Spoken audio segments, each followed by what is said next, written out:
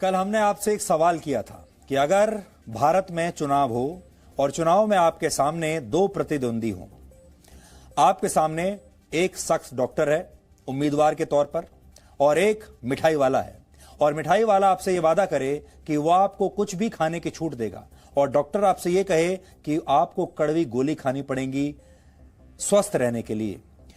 मिठाई वाला कहे आपको व्यायाम करने के लिए कोई नहीं कहेगा, आप जितना चाहे सोइए। डॉक्टर कहे कि आपको सुबह उठ के व्यायाम करना होगा, और मिठाई वाला कहे कि मैं आपको कड़वी गोलियों से आजादी दिला दूंगा, आप जो चाहे खा पाएंगे, आप दिन भर मिठाई खा पाएंगे, दिन भर व्यंजन खा पाएंगे। तो आप किसे वोट देंगे? हमारे देश में मिठाई वाला जीत जाएगा और डॉक्टर चुनाव हार जाएगा, और लोग इसे लोकतंत्र की जीत बताएंगे और कहेंगे कि देखिए यही तो है लोकतंत्र की खूबसूरती, मिठाई वाला जीत गया। क्योंकि मिठाई वाला मीठी मीठी बातें करता है, मिठाई वाला किसी को परेशान नहीं करेगा और पूरे देश को डायबिटीज दे देगा। लोकतंत्र यानी डेमोक्रेसी एक ऐसी शासन व्यवस्था है जो जनता को चुनाव की आजादी देती है, और इस आजादी को ही लोकतंत्र का आधार माना जाता है। लेकिन क्या लोग सही व्यक्ति को चुनते हैं? क्या लोग अपने वोट का सही इस्तेमाल करते हैं? तो फिर उन लोगों को क्या कहेंगे आप जो लोग अपनी वोट को बेच देते हैं या अपनी सहूलियत के हिसाब से गलत उम्मीदवार को चुन लेते हैं, गलत पार्टी को चुन लेते हैं? इसी आजादी के सहारे आपने अपने क्षेत्र में किसी न किसी नेता का चुनाव किया ही होगा, उसे जिताकर देश की संसद या विधानसभा में भेजा ही होगा, और हो सकता है आपने अपना चुनाव उस नेता के बारे में जानकारियां जुटाकर नहीं बल्कि सिर्फ अपने मूड के आधार पर कर दिया होगा। और इसका भी हमने आपको उदाहरण दिया था। 1977 में लोगों का मूड ऐसा था कि उन्हें इंदिरा गांधी बिल्कुल अच्छी नहीं लग रही थी, सत्ता के बाहर कर दिया। लेकिन 1980 में वही इंदिरा गांधी अच्छी लगने लगी, और उसके बाद इंदिरा गांधी ही नहीं, उनकी अगली 2 पीढ़ियों को भी इस देश ने ऐसे ही मौका दिया। उसी कांग्रेस पार्टी को अब तक देश मौका दे रहा है, और आज भी कांग्रेस पार्टी की 50 सीटें लोकसभा में हैं। तो क्या देश का जो चुनाव होता है वो मूड पर आधारित होता है? लोग वोट अपने मूड के आधार पर डालते हैं या मेरिट के आधार पर डालते हैं? और आजकल भी यही हो रहा है। जब किसान जो विरोध कर रहे हैं अपना नए कृषि कानूनों को लेकर, नए कृषि कानून और जो सुधार इस समय देश में किए जा रहे हैं व्यवस्था में, वो देश के लिए सही हैं और अच्छे हैं, लेकिन ये सुधार बहुत सारे लोगों को पसंद नहीं आ रहे। आज हम गलत चुनाव की इस प्रथा को एक नई खबर के जरिए आपको समझाएंगे, और खबर बहुत ही दिलचस्प है। उसके जरिए आपको अपने देश के चरित्र को करीब से समझने का एक मौका मिलेगा। इंटरनेट सर्च इंजन गूगल ने एक रिपोर्ट जारी की है, और इस रिपोर्ट में बताया गया है कि इस साल यानी वर्ष 2020 में दुनिया और भारत के लोगों ने इंटरनेट पर सबसे ज्यादा क्या सर्च किया। यानी इंटरनेट पर लोगों ने चुनने की आजादी का कैसे इस्तेमाल किया। इंटरनेट पर सबको आजादी है, वो जो चाहे चुन सकते हैं, जो चीज चाहे सर्च कर सकते हैं। लेकिन लोग जो सर्च करते हैं उससे आपको यह पता चलता है कि इन लोगों के मन में क्या चल रहा है और लोग क्या चाहते हैं। तो अब अगर ये क्विज हो तो हम आपसे सवाल पूछना चाहेंगे, आपको क्या लगता है 2020 कोरोना वायरस का साल था, आपको क्या लगता है कि लोगों ने पूरे साल इंटरनेट पर सबसे ज्यादा क्या सर्च किया होगा? आप कहेंगे लोगों ने शायद कोरोना वायरस की खबरों को इंटरनेट पर सबसे ज्यादा सर्च किया होगा। लेकिन सच यह है कि भारत के लोगों ने कोरोना वायरस की नहीं बल्कि आईपीएल की खबरों को इंटरनेट पर सबसे ज्यादा बार सर्च किया है। यानी आईपीएल ने कोरोना वायरस को हरा दिया, आईपीएल जीत गया, कोरोना वायरस हार गया। इस साल आईपीएल का पहला मैच 19 सितंबर को खेला गया था। उसी दिन भारत में एक दिन में कोरोना वायरस के 92,000 से ज्यादा नए मामले आए थे। यानी भारत में उस समय स्थिति बिल्कुल अच्छी नहीं थी। लेकिन ऐसी स्थिति में भी भारत के लोग इंटरनेट पर सिर्फ आईपीएल के बारे में सर्च कर रहे थे, कोरोना वायरस से उन्हें डर नहीं लग रहा था। बहुत बहादुर देश है ये। आप कई दिनों से किसान आंदोलन की खबरें देख रहे हैं, लेकिन क्या आपको पता है कि भारत के लोग किसानों के विषय पर इंटरनेट पर कितना सर्च करते हैं? यह बात किसानों को भी पता होनी चाहिए।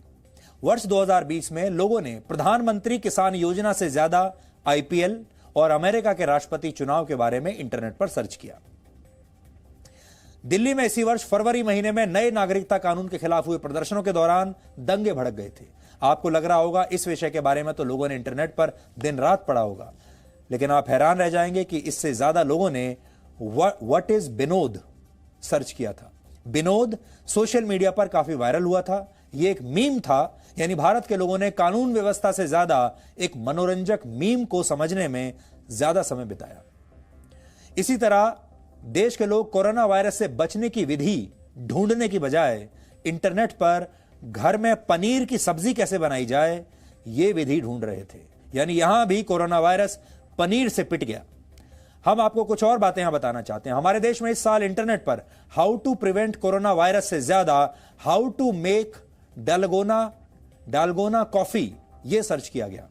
यानी लोग कोरोना से बचने के तरीकों को जानने के बजाय इंटरनेट पर कॉफी कैसे बनाई जाए यह जानना चाहते थे। डालगोना दक्षिण कोरिया में मिलने वाली एक टॉफी है। इस टॉफी के स्वाद वाली कॉफी को डालगोना कॉफी कहा जाता है और लोग यही बनाने की विधि खोज रहे थे। इंटरनेट पर अपने आसपास लोगों ने जिन जगहों को खोजा उन्हें नियर मी यानी मेरे नजदीक नामक श्रेणी में रखा जाता है। यानी लोग अपने आसपास क्या खोज रहे हैं कि जहां मेरी लोकेशन है उसके आसपास क्या क्या है। नियर मी श्रेणी में भारत के लोगों ने राशन की दुकानों से ज्यादा शराब की दुकानों के बारे में सर्च किया इंटरनेट पर। और आपको याद होगा जब लॉकडाउन में ढील देते हुए कई राज्यों में शराब की दुकानों को खोल दिया गया था तो कैसे लोग अपनी जान की परवाह किए बिना शराब लेने के लिए दुकानों के सामने लंबी लंबी कतारों में खड़े हुए थे। उस जमाने की तस्वीर हम आपको दिखा रहे हैं। यह देश की राजधानी दिल्ली की तस्वीर है और आपको लगेगा कहां है कोरोना वायरस। कोरोना वायरस की चिंता किसी को नहीं। ये छत्तीसगढ़ की तस्वीर है, कलकत्ता की तस्वीर भी आप देख लीजिए। देश के किसी शहर में चले जाइए, शराब को लेकर भारत के लोगों में उतना ही क्रेज, उतना ही जोश था। आंध्र प्रदेश देख लीजिए, कलकत्ता देख लीजिए, दिल्ली देख लीजिए, छत्तीसगढ़ देख लीजिए, कोई शहर देख लीजिए। यानी लोगों को अपने स्वास्थ्य से ज्यादा शराब की चिंता थी। और इससे यह पता चलता है कि भारत के बहुत सारे लोगों की प्राथमिकताएं क्या हैं। हम ये तो नहीं कह सकते कि भारत के सारे लोग ही ऐसे हैं, नहीं, सारे लोग ऐसे नहीं हैं। बहुत सारे लोग अनुशासन में भी रहे हैं, बहुत सारे लोग घर से बाहर नहीं निकले हैं, उन्होंने अपनी जिम्मेदारी ठीक से निभाई है। लेकिन बड़ी संख्या में, करोड़ों में ऐसे लोग भी हैं जिन्होंने अपनी जिम्मेदारी निभाई नहीं।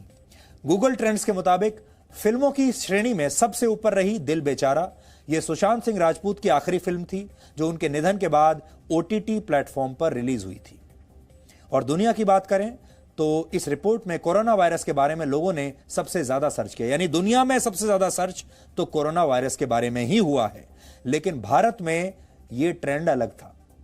इस सूची में दुनिया में दूसरे नंबर पर अमेरिका में हुए राष्ट्रपति चुनाव के नतीजे हैं।